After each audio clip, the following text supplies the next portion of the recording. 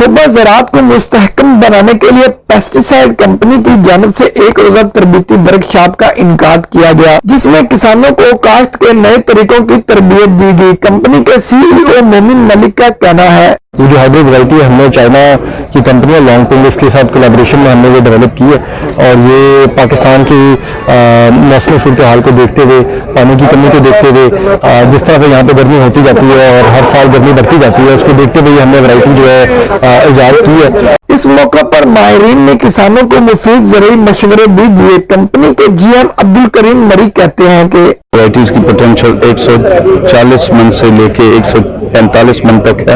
الحمدللہ زمینداروں نے 130 من، 131 من، 136 من تک پیداوار لی ہے۔ ہماری ورائٹیز ہیٹ ٹالرنٹ ہیں، لیجنگ ریزسٹنس ہیں، ڈراؤٹ ریزسٹنس ہیں۔ ورکشاپ میں قرعہ اندازی کے تحت کسانوں میں موٹر سائیکل اور موبائل فون سمیت دیگر قیمتی انعامات بھی تقسیم کیے گئے۔